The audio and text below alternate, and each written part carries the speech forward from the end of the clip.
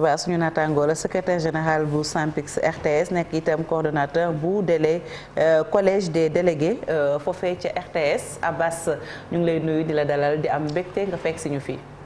Adja Fati Ibra ñu ngi lay ziar gu wér di la jox sa wàccuwaay. yow ñi nga xam ne tey jii yaa jël plateau bi. ñu ngi dalal taw si di remercier ñi nga xam ne ñoom lañ fa seen. suñuy mag ñu ci mel na ñoom Charles ñu ci mel na ñoom Malick Thiandoum ak les deux autres chroniqueurs. Cheikh Diop et Marcel Cheikh Diop ak ñoom ñu ngi leen di jox seen wàccuwaay. di am mbégte ci dalal gi nga xam ne moom ngeen ñu dalal fii ci seen plateau. aywa bàyyi la ak Cheikh Tidiane ñu tàmbali waxtaan. Voilà, on a deux anciens de la RTS sur le plateau. absolument mais am na ñaari anciens de la RTS sur le plateau. Fati El Hadj Malick. waaw gis nga. voilà kenn ki sama mag la kenn ki sama rakk la. c'est ça Abbas c'est mon grand frère. absolument aywa acca. voilà Abbas justement nañu wax lu bari ci situation RTS mais déjà dañuy commencer que yow tu as été victime d'une agression si je me trompe démb la woon. lan moo ko waral et fan la amee. donc ñu ngi sant yàlla comme nuñ ko waxee en introduction di bëgg tamit ci téléspectateurs yi nga xam ne ñoo ñuy suivre à travers effectivement ce magnifique plateau de la TFM donc lii dafa di rek loo xamante ni lu yàgg la peut-être démb rek la ñu ne la gën a fës rek dafa gën a fësati rek quoi parce que ñun bi ñu dalee di alerter ci li nga xam ne moo xew RTS dama yaakaar ni que ni du tey yàgg nañoo yëkkati suñuy kàddu di wax yàgg nañoo yëkkati suñuy kaddu di alerter l'opinion yàgg nañoo yëkkati suñuy kaddu di alerter autorités yi mais kenn dégguñu dafa mel ni dañoo tëx wante nag li nga xam ne moom la ñu travailleurs yi sas mooy ñu défendre seen intérêt matériel et moraux te ci loolu la ñu nekk léegi nag xupp yi moom yàgg na liy firnde gi nag mooy lii nga xam ne tey jii lettre la bon lii mi ngi dal ci le 18 mars 2022 nga xam ni ci la ñu woon xuppe ci biir RTS teewul tamit moom mi nga xam ne moom mooy directeur général bu gën a incapable dans l'histoire de la RTS. xuppe bi dafa dem ba yegg ci violence physique. mais c'est normal. La situation c'est quoi actuellement? La situation actuelle c'est que on a le plus nul des directeurs de l'histoire de la RTS. muy Racine Talla je le cite nommément man lu may def du ma sol gant. mooy affronter nit ñi à travers des personnes interposées te loolu ñun duñu ci tiit duñu ci ragal à cet âge kenn duñu utile sens interdit ci réew mi on est des citoyens sénégalais on vit sur le territoire sénégalais donc gisuñu kenn ku ñu mën a utile fii ngay jaar fii ngay gisee fii ngay xoolee fii ngay waxee il est le seul derrière parce que jéem nañoo yóbbu 2 fois procédure de licenciement ça n'a pas marché 2 fois li ma lay wax nii les preuves sont là gis nga lii nii c'est les derniers considérants yi nga xamante ne c'était au mois d'août 2021 gars yi désavoué ko mu jël ay booy yoo xamante ni tux yamba ak def lu bon RTS des trafiquants de faux billets je le dis ici. ñooñu fu ñu jógee. biir RTS la ñu nekk. trafiquants de faux billets. de faux billets tux yamba c'est des agents de la boîte. c'est des agents de la RTS fa la ñu nekk à la solde de Racine Talla di xupp nit ñi di saaga nit ñi mel na ñooñu gën ndey wala ñu gën bàyyi. mais Abbas pour en revenir un peu à la défense des intérêts matériels et moraux des travailleurs tey jii yorinu RTS lan moo leen ci naqari ba ngeen taxaw fas yéene jàmmaarloo ak Racine Talla mu bañ a nekk problème crypto personnel mais problème yu nga xam ni da nga ci naan duut baaraam ni mu yore kër gi neexuñu wala boog ni muy doxalee jaarul yoon.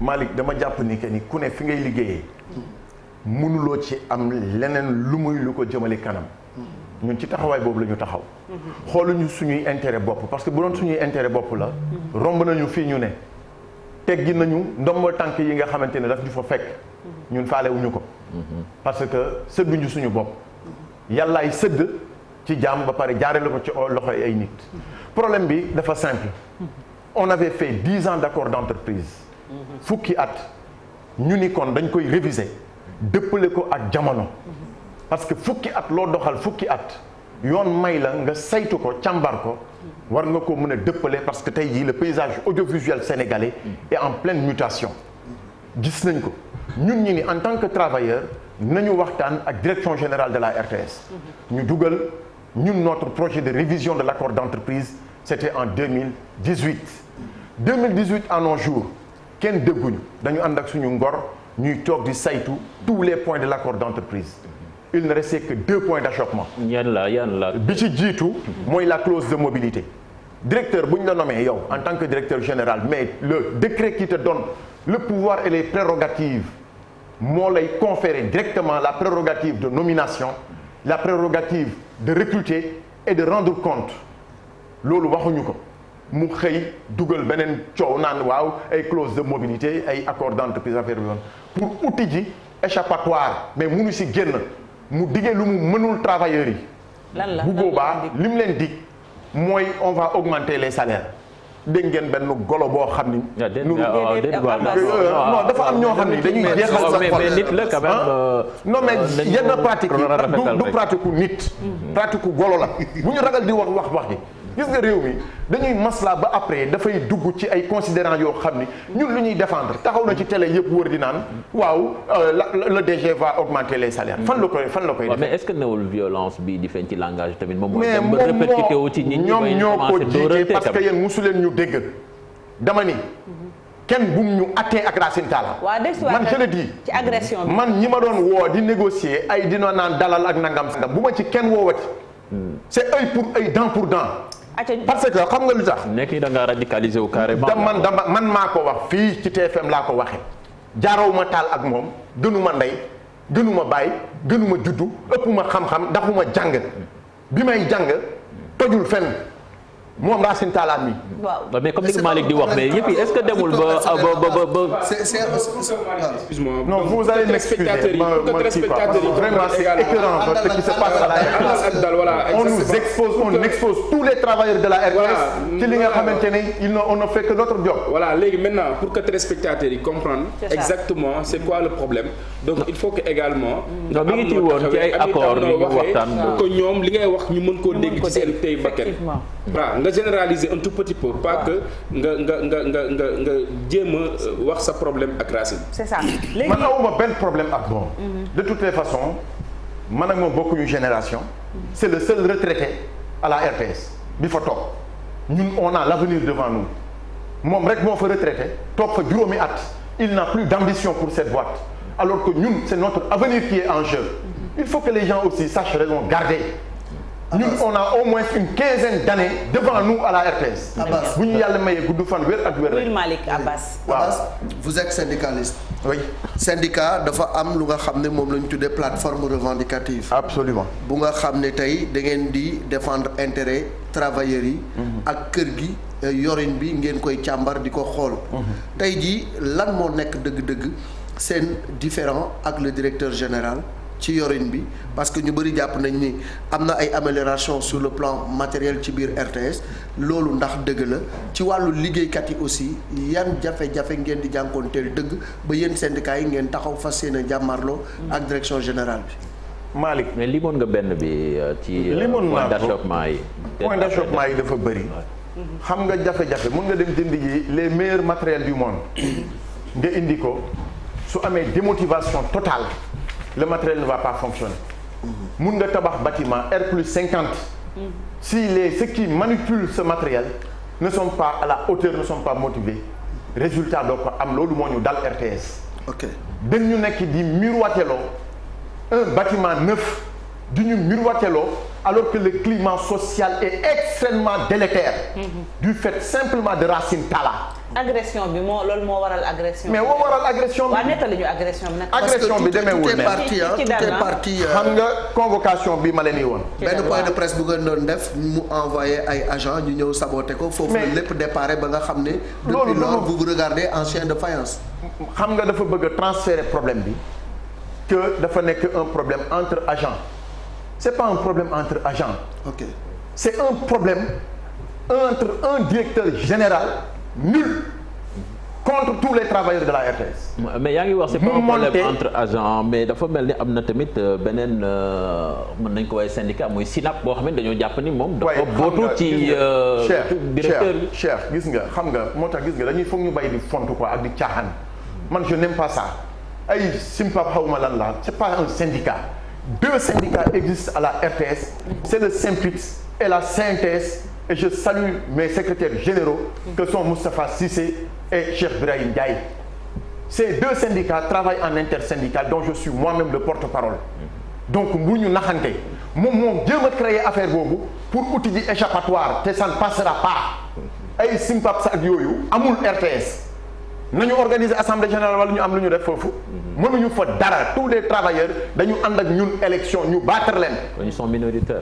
mais ils ne sont même amul existé wul du balaa ngay minoritaire da ngay dala nga naan naam da nga fay ne nekkuñu fa ba naan naam ñi fa nekk travailleurs yaa ngi may dégg ñoom ñoo def li ñuy def ba pare yoreel employeurs yi plus de 190 millions mënuloo leen ko fay nga tële ba pare nga naan kii notre IPM ne fonctionne plus normalement avec des difficultés yoo xamante ni ñu ngi noonu amee ñu une ardoise de plus de 200 et quelques millions la coopérative de la RTS mi ngi noonu amee ñu plus de 195 millions de francs CFA sur des ponctions sur salaire la mutuelle que je dirige moi ñaata la ñu yore plus d'une vingtaine de millions ngeen ne kooku dafa mën lan la mën dafa tële c'est un DG nul. mais ce DG boobu c'est l'État qui l'a mis en place mais dafa mel ni jamono ji ñu ngi leen di seetaan te lu mel noonu la ñu nemmeeku ci structure publique yu bari yu ci mel ni Soleil RTS l'APS. xam nga c'est pour une première dans l'histoire politique et médiatique du Sénégal ñu toog Soleil du paraître c'est extrêmement grave su alerté wul autorité yi nañu xam ni que ni le média public souffre profondément gis nga ñun gars yi dañuy jëma woon waaw RT journal bi génn na RTS a ngi def 20 heures c'est pas ça la raison c'est la démotivation moom moo am biir RTS tey yi dañ ci mënul lu bëri mais alerté nañu bi ñu waree alerté wax nañu bi ñu waree wax mais kenn faalewuñu kenn dëgguñu tey yi ñu bàyyi ba nit ñi di bëgg a yuuxu ngeen ni naan noppi kenn du ma noppiloo laa wax man maa ko wax tey. mais Abass am na tànku jàmm yu nga xam ne ku ci mel ni Bamba Kassé bu Synpics ak Alioune Tine ñi ngi ko doon dox seen diggante ak direction générale bi ba climat bi xawoon na sax apaisé wu. mës sa apaisé. ah oui mës sa apaisé ma main sur le 13 Saint Coran mës sa apaisé. dafa am lu ñuy rusee nit. ay réew mi c'est un pays de dialogue c'est un pays de consensus. tey Malick Thiandoum am na lu ma rusee. am na foo xam ne bu ma fa tolloo boo ma nee rakk teggil damay teggi. dëgg la ngir cër. mais mës sa set. il ne nous respecte pas mës sa respecte Bamba Kassé. mës sa respecte Maodo Guiraw.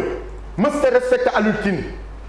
on a reçu énormément de médiation mais il n'a jamais respecté son serment en tant que directeur général. convention collective bi fan ngeen ci toll ndax def ngeen ci ay jéego. xam nga ñun balaa ñuy wax convention collective dañu am convention maison. déjà maison d'abord. ñun convention maison la ñuy jënd. mais c'est respecté convention. c'est pas respecté.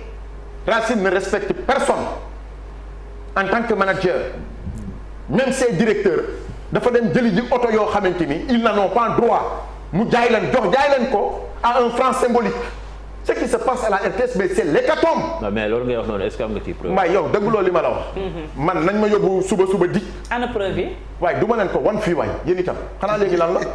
buñ ci tolloo boobu dina xam ni que ni on a les preuves.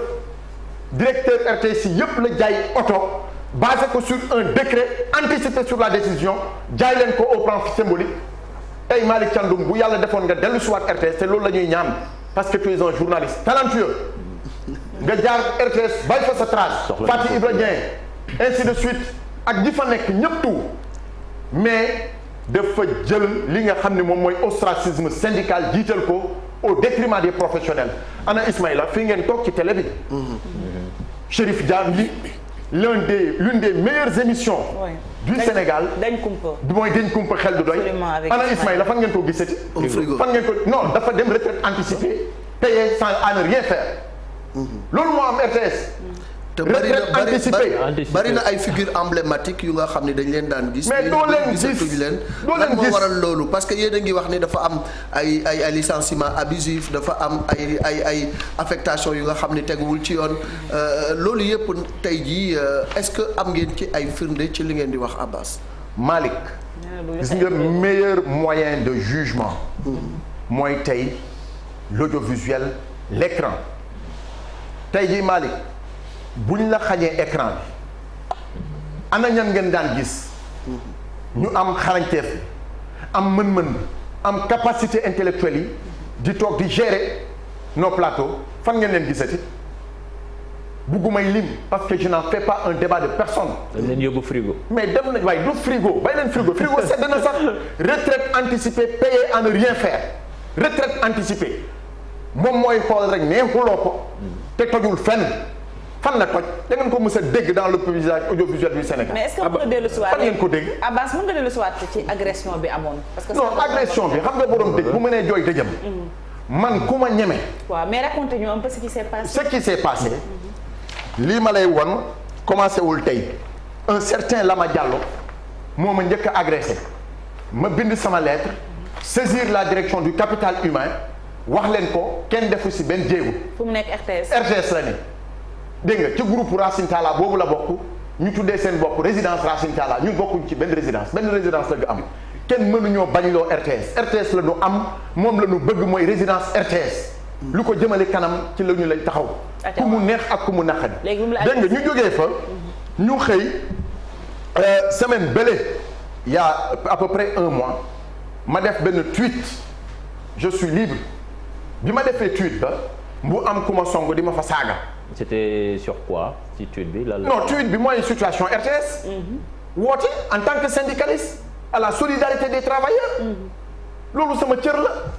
dégg nga bi ma defee tweet bi mu yónnee ma écran ya capture d'écran yépp a ngi fii sama téléphone mu di ma saaga woo ma ci suuf di ma saaga ay ndey faalewu ma ko parce que gis nga man xaj bu ram du ma tere nelaw xaj bu ram dama lay bàyyi rek ak say wax. après étape dégg nga ñu jógee fa ma xëy ñu menacé ma de mort li ma lay wax ni téléphone baa ngi nii j'ai toutes mes preuves ma dem direction de la cybercriminalité porter plainte sans suite moom Racine Talla di woote foofu les inspecteurs di leen ne donnez pas suite à ça li ma leen di wax nii. ça c'est une accusation grave. grave wa li ma lay wax nii man lu ma xam la. c'est très grave. il y a rien de grave ce sont ces pratiques. non je dis. waaw ko woote ay policiers. ay policiers di leen wax bu leen def seen liggéey loolu aussi. mais na ko weddi. non je parle pas de ça.